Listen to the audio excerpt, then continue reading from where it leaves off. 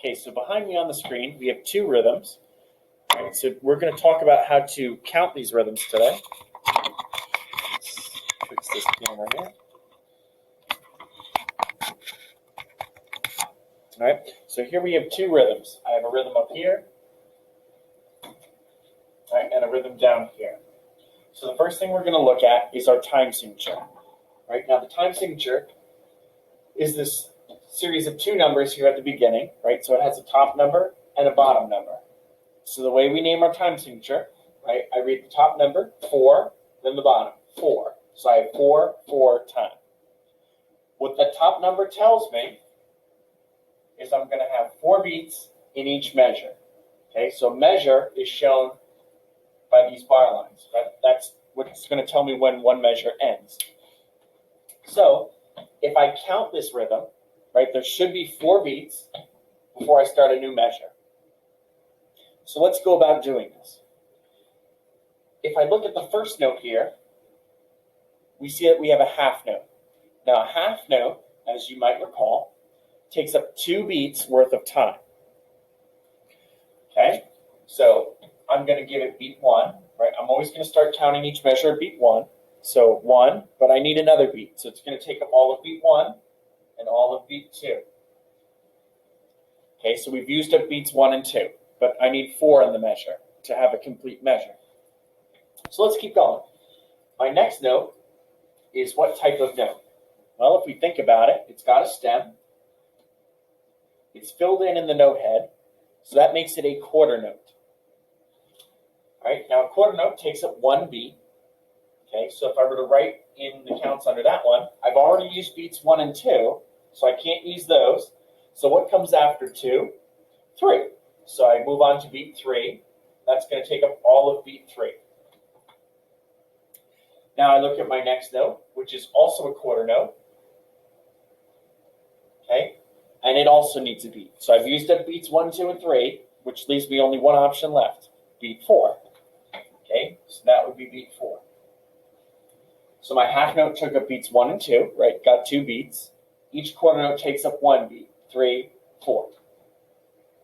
So let's move on to the next measure, right? We have 4 beats. We start a new measure, right? It's full. I can only go up to 4. That's what the time signature is telling me. So we start over at 1, and we have 2 eighth notes here. Now, an eighth note, right? Each 1 eighth note gets half of a beat. Okay, so I can fit 2 of them into 1 beat. So when I count an eighth note, I can't say 1, 2, because that's not taking up 2 beats. This all fits in 1. Okay, so when we count eighth notes, the first eighth note is the beat that I'm on. So in this case, 1. And then I would say the second one is on the and. Like that, with a little plus sign. So I want to line up the numbers with the note they go to. So 1, and, then same thing. Now I'm on beat 2 though. So 2, and now we have a quarter rest. So how long does a quarter rest take up? Well, if you remember from the quarter note, a quarter note takes up 1 beat. So a quarter rest also takes a beat, but it's silence. Still takes time though. That's a very important distinction. Still occupies time, but it's silent. So this is going to take all of beat 3, right? It needs 1 beat. And then this one's going to take all of beat 4. But they're going to be silent, right? I'm not going to clap during those, but they still take up time. All right? So if I were to perform this top rhythm now, it would sound like this. 1, 2, ready, go. 1, 2, 3, 4. 1, and 2, and 3, 4. That's how the top rhythm would be performed. Let's look at the second rhythm here. Okay, so we've got a 3 on the top in my time signature. So we have 3, 4 time. That's what I would call this. And there's 3 beats in each measure. Okay, so here's where one measure ends right there, right where that bar line is.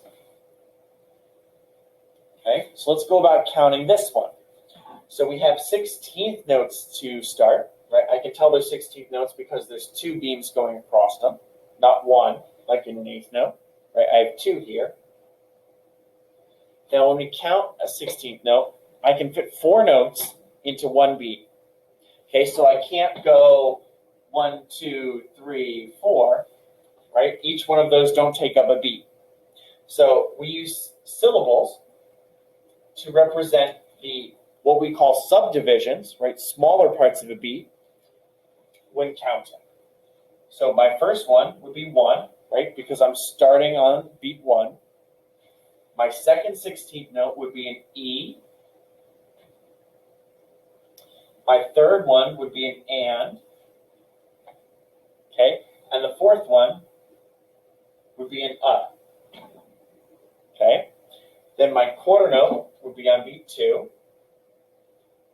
Okay? And my 2 8 notes, 3 and. Right? They fit into one beat. So 3 and. So when we do these subdivisions, the and is always on the second half of the beat. Right? So in my case of 8th notes, this would be the first half, the first one. The second 8th note is on the second half of the beat. So it gets the and, right? The second half. In 16th notes, my first 2 16ths is the first half of my beat. Okay? The second 2 would start the second half. So that's why the and goes on the third one. Right? It always starts the second half with and when we start dividing beats up. Okay, so I hit the end of the measure. I only have 3 beats. All right, so we have a half note, which needs 2 beats. So I start again at 1.